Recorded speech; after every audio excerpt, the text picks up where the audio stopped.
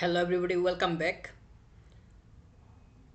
Barca এই মুহূর্তে winter vacation কাটাইতেছে প্লেয়াররা।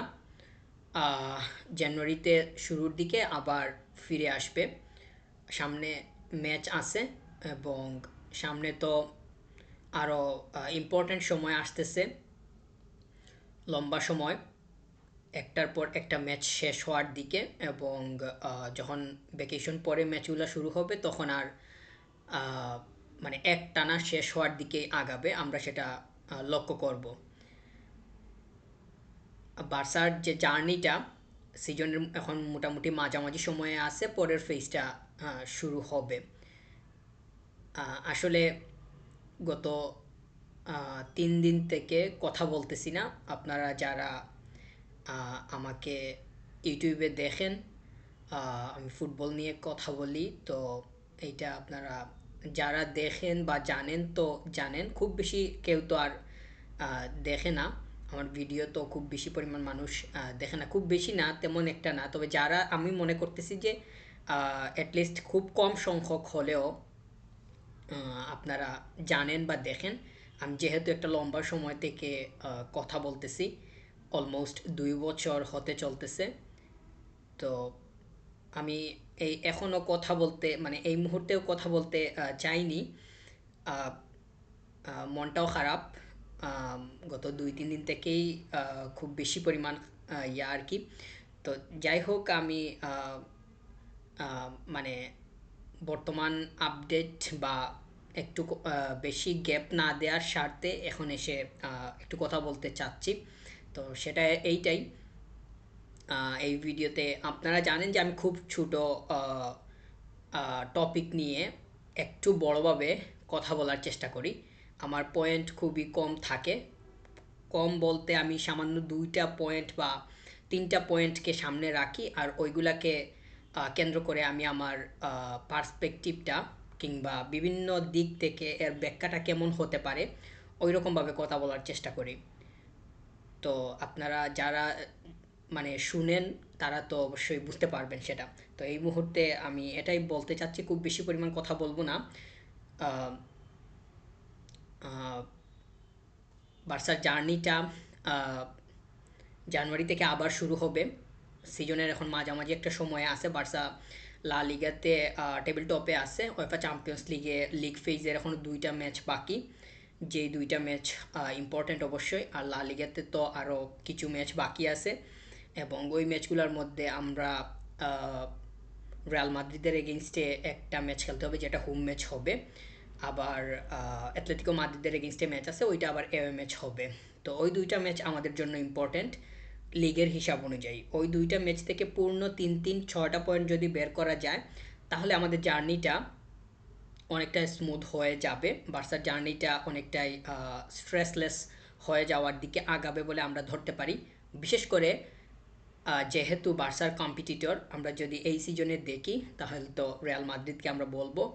তো রিয়ালের কাছ থেকে যদি 3টা পয়েন্ট পাওয়া যায়, সেক্ষেত্রে আমাদের খুব বেশি পরিমাণ মানে টেনশনের মধ্যে থাকা লাগবে না।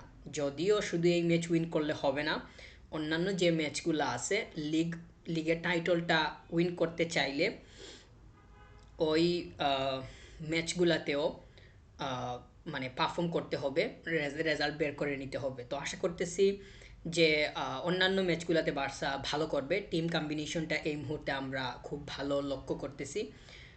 আমরা সেটা দেখতেছি যে কোচিং ডিপার্টমেন্ট থেকে কোচিং ডিপার্টমেন্ট এবং প্লেয়ারদের মধ্যে ভালো আন্ডারস্ট্যান্ডিং আছে। যেই ধরনের ইনস্ট্রাকশন আসে, তারা যেই ধরনের সিদ্ধান্ত নেয়, ওইগুলাকে প্লেয়াররা খুব ভালোভাবে ওন করে, খুব ভালোভাবে রেসপেক্ট করে এবং ওই অনুযায়ী কাজ করার ট্রাই করে, যেটা যেটা খুবই পজিটিভ একটা বিষয়। যখন এই টিমের মধ্যে এই 2টা সাইডে, মানে টিমে এই 2টা সাইডের মধ্যে যখন ভালো আন্ডারস্ট্যান্ডিংটা লক্ষ্য করা যায়, তখন ওই টিমের স্পিরিটটা অন্য পর্যায়ে চলে যাওয়ার সম্ভাবনা তৈরি হয়, এবং এক্স্যাক্টলি বার্সা ওই দিকেই আগাইতেছে। যদিও ওয়েফা চ্যাম্পিয়ন্স লিগের হিসাবটা গত বহু সিজন থেকে, মানে গত কয়েকটা সিজন থেকে আমরা লক্ষ্য করতেছি যে বার্সার জন্য খুবই খারাপ হইতে যাইতেছে। লাস্ট সিজনটাই যদি আমরা সামনে আনি, তাহলে ওয়েফা চ্যাম্পিয়ন্স লিগের জার্নিটা আমরা দেখছি যে সেমিতে গিয়ে একদম শেষ পর্যায়ে গিয়ে বার্সা স্টপ হওয়া লাগছে। তো এই ধরনের স্টপিংটা আমাদের জন্য খুবই মানে দুঃখজনক ছিল। এটা কোনোভাবেই যে খুবই সহজে মানার মতো সেটা না, তবে যেটা রিয়াল, যেটা সত্য সেটা তো মানে মানতে হবে। তো জার্নিটা আমরা শেষ পর্যন্ত নিতে চাই, বা এইটাই হইতেছে গিয়ে আমাদের প্রত্যাশার জায়গা। উয়েফা চ্যাম্পিয়ন্স লিগের সেমিতে মানে আটকা স্টপ হওয়াটা কোনোভাবেই আমরা বলতে পারি না যে একটা সাইডে গিয়ে স্টপ হয়েছে। যদি ফাইনালিস্ট অ্যাটলিস্ট হওয়া যাইতো, তাহলেও বলতে পারতাম যে না, একটা একটা মানে পাশে গেছে, একটা সাইডে গেছে জার্নিটা। তো এফএ চ্যাম্পিয়ন্স লিগের জার্নিটা আমরা দেখছি গত সিজনে কীভাবে স্টপ হয়েছে। এই সিজনে কি হবে সেটা আমরা জানি না। অন্যান্য যে টিমগুলোকে আমরা লক্ষ্য করতেছি তারাও ভালো করতেছে। তো সেক্ষেত্রে যে কোনো সময় যে কোনো কিছু হতে পারে, তবে সেটা পরের হিসাব। এখন অবধি লিগ ফেজের 2টা ম্যাচ বাকি আছে, ওই 2টাতে 6টা পয়েন্ট বার্সার জন্য অপেক্ষা করতেছে। এখন দেখার বিষয় যে ওই 6টা পয়েন্ট বক্স করা যায় কিনা। আমরা মানে এক্সপেক্ট করতে পারি যে সেটা মানে হবে, তবে যখন ম্যাচগুলো আসবে তখন আমরা সেটা লক্ষ্য করব। আর বিশেষ করে লিগ টাইটেলটা ধরে রাখতে হলে পয়েন্ট ব্যবধানটা যেভাবে আছে ওইভাবে হোল্ড করা খুবই জরুরি হবে। যে কোনো সময় অঘটন করতে পারে, মানে কোনো একটা ম্যাচে যদি বার্সা হেরে বসে, তাহলে তিনটা পয়েন্ট মানে হাতছাড়া হবে। তো 3টা পয়েন্ট হাতছাড়া এই মুহূর্তে হওয়া, এটা কিন্তু সেকেন্ডে যে আছে তার জন্য খুবই মানে সুবিধার একটা বিষয় হবে। তো এই সুবিধাটা সেকেন্ড পজিশনকে দেয়া যাবে না।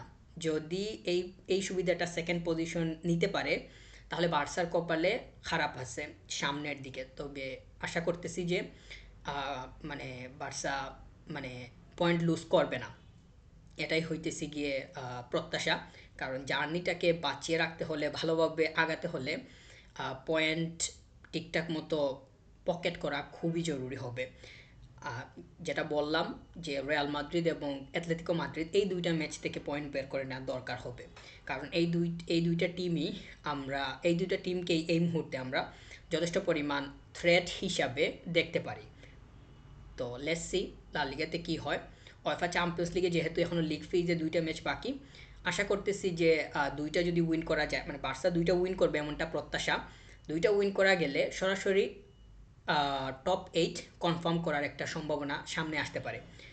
তো যদি টপ 8-এ ঢুকে যায়, তাহলে তো আর অন্য কোনো সমস্যা, অন্য কোনো হিসাব নিকাশ সামনে আসবে না। যদি টপ 8-এ ঢুকতে না পারে, তাহলে কিন্তু আরেকটা প্লে অফ খেলতে হবে। তখন আবার ঝামেলার সম্মুখীন হওয়ার সম্ভাবনা থাকতে পারে। সরাসরি টপ 8-এ গত সিজনে আমরা ঢুকছি, এই সিজনেও প্রত্যাশা রাখতেছি। তো লেটস সি বার্সার এই সিজনে জার্নিটা, নেক্সট যে পার্টটা আছে, এটা কতটুকু স্মুথলি যায়। আমাদের যতটুকু পরিমাণ এক্সপেকটেশন, আমরা সেটা মনে করতেছি যে ভালোভাবে আগাবে। Thank you very much. Subscribe.